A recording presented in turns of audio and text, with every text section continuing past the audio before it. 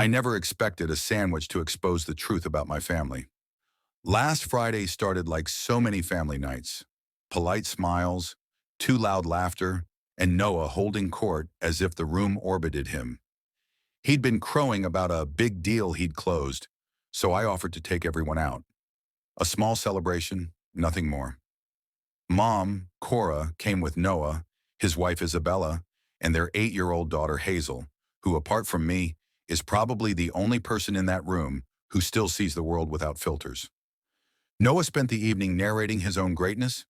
Isabella laughed at the right moments, phone in hand between nods. I tuned them out and listened to Hazel, her odd little stories about school projects, the way she described mixing paint into colors she'd never seen before.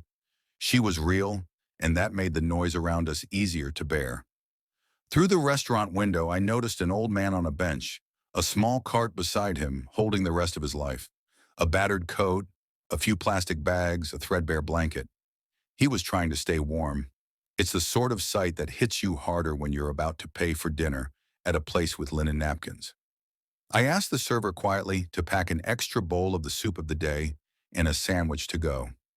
No fanfare, just a meal to hand to a man who looked like he hadn't eaten properly in a while.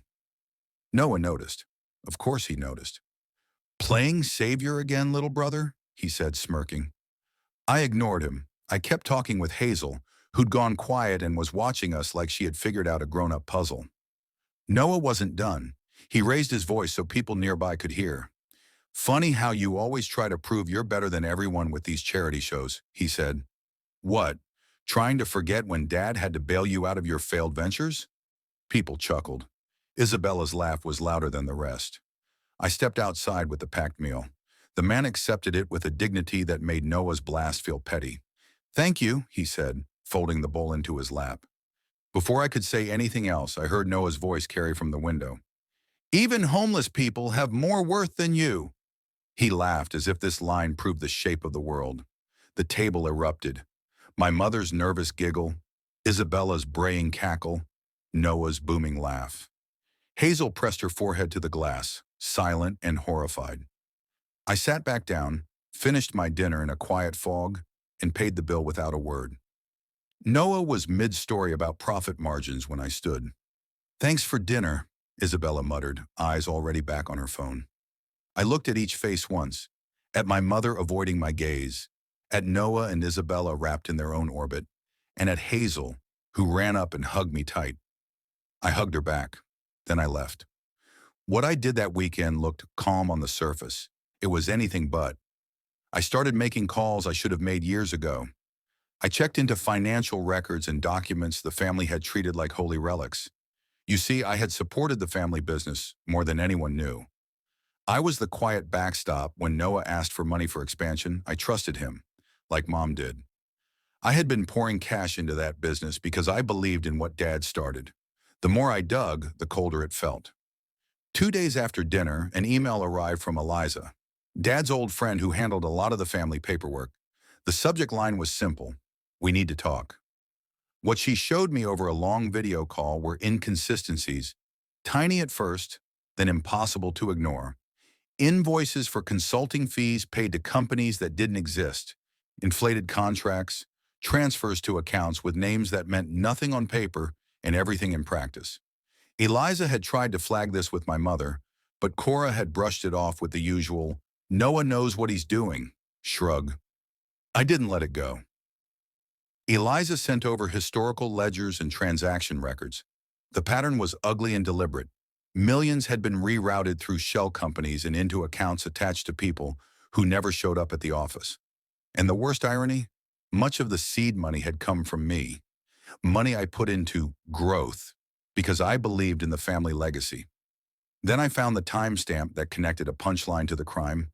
The very night I was handing that sandwich to the old man, Noah had moved a large sum into an offshore account, the exact amount the company needed to meet payroll for long-serving employees. He was mocking my act of kindness at the exact moment he was shifting money away from people who depended on it, the kind of people the company was supposed to protect. He had been starving others while laughing at charity.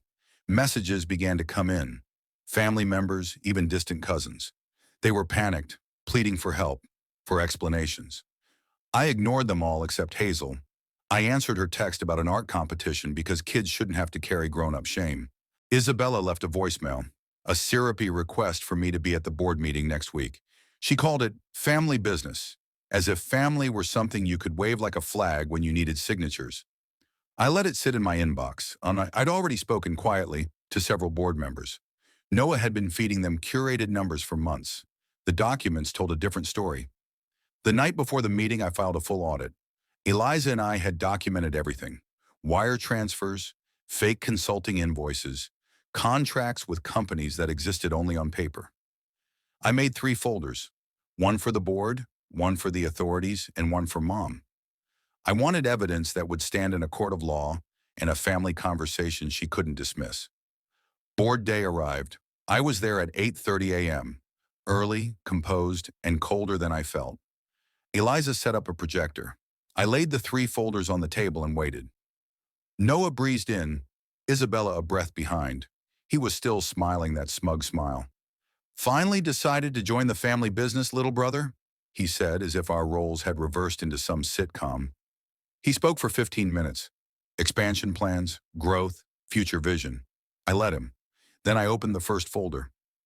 "Before we discuss expansion," I said, "let's review transactions from the last 3 years." I slid copies across the table. Noah went still. His left eye began to twitch, a tell he'd had since childhood. The documents were ugly in a way that words were too polite to describe. Payments to Maxwell Holdings, a shell company named after his college roommate. Months where payroll checks were late while funds quietly moved to private accounts. Contracts padded with phantom consulting fees. Isabella's hand went for her phone. I had blocked the room. No calls, no distractions. It was time to look at the truth without filters. Noah scrambled. Explanations about market volatility, temporary shortfalls. He tried to play on emotion. "Dad would have understood," he cried, as if fatherly approval could reframe embezzlement. I opened the second folder. Pension funds. That was the line I didn't know he'd cross. Years of siphoning from the company's pension, money meant for long-serving staff, rerouted through shell companies and into accounts only he controlled. The room's temperature dropped. Someone asked if we had filed this with the authorities. I nudged the third folder across the table. Police reports, bank statements, contracts, everything assembled. Noah's color left his face. He started to rattle about risky investments, misread markets, rash decisions. But numbers are stubborn. They have no pity. When the vote came, the board removed him on the spot. Majority shareholder? Not a shield when the majority had seen his books. Isabella left before the end, face ashen. Mom stayed until the end and then suddenly began to weep. She reached for my hand. "Benjamin," she whispered, and I had no answer that could fix years of willful blindness. Noah tried to bargain, to threaten, to remind me of blood. "I'm your brother," he said. I told him he was a thief who happened to be our sibling. He was escorted out. The police were involved. The auditors were already preparing the legal handoffs. I felt something heavier than schadenfreude, the satisfaction of writing a ledger that had been wrong for far too long. What followed was a cascade. Authorities raided properties. They found more than I'd prepared: ledgers, crypto wallets, offshore accounts. It turned out Noah had been laundering money for years. Evidence piled up: meticulous notes, receipts for purchases he'd hidden from Isabella, things that did not align with company needs: a yacht, a vacation house in the Bahamas, jewelry, risky crypto bets. He'd been living a double life funded by people who trusted his name. Isabella did what she had to do. She filed for divorce 2 days after the board meeting. Not out of moral outrage, but because I'd handed her lawyer everything she'd need. Proof of Noah's hidden house, the timeline of transfers that paid for it. I forwarded meaningful documents to the prosecutor, and when Isabella's lawyer asked, I provided evidence for the divorce case free of charge. Self-preservation is a language some speak more fluently than loyalty. But I didn't stop at prosecution and divorce. Remember the elderly man? He turned out to be more connected to my father's story than any of us knew. He'd been Dad's partner early on and had been pushed out under the pretext of performance issues, false reviews, and quiet demotions engineered by Noah years ago. I reinstated his pension, paid back decades of missed benefits, and offered him a seat on the board. His first vote brought more audits and more transparency. Watching him sit at the table, the same table where he'd once been dismissed, felt like making the past answer for itself.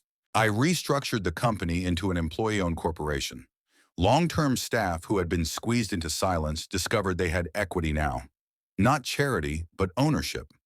People who had feared for their pensions found documents proving their names had been quietly erased from liabilities no longer held sway. The news ran the story. Noah's face was on the front page. The scandal splashed across headlines. Old friends vanished. Invitations evaporated. Reputation, it turns out, is a fragile thing. Noah ended up arrested and charged. The prosecutors say they're looking at serious sentences. The court will decide. He wrote to me from jail months later in a letter I had framed and hung in the boardroom. He said he finally understood what true worth meant. I put it there as a reminder for the company, a warning in ink and paper. Hazel, I made sure she didn't collapse under the wreckage. I arranged for her to be picked up from school on the day of the board meeting and taken to art class. She's now living with a relative of Isabella's who's willing to provide stability while things settle. I set up a trust for her education, sealed, inaccessible to Noah. He can't touch the money. He can't rewrite her future. The elderly man who started it all now helps run the foundation I set up in his name to help retired employees. The first beneficiaries were people Noah had fired or pushed out. Secretaries, mechanics, receptionists who'd been told their time was up when, in reality, they'd been systematically sidelined. Watching them claim back something long denied felt like setting small bones right. People have asked if I regret destroying my brother's life. My answer is blunt. No. He had years to choose differently. He chose greed and mockery at every crossroad. There's a difference between family and accountability. When one becomes an excuse for theft and cruelty, you do what you must. A month later, things look different. The company is healthier under a governance model that rewards the people who built it. Hazel's painting won first prize at a local exhibition. The subject, a simple man sharing his sandwich, a small homage to the moment that started it all.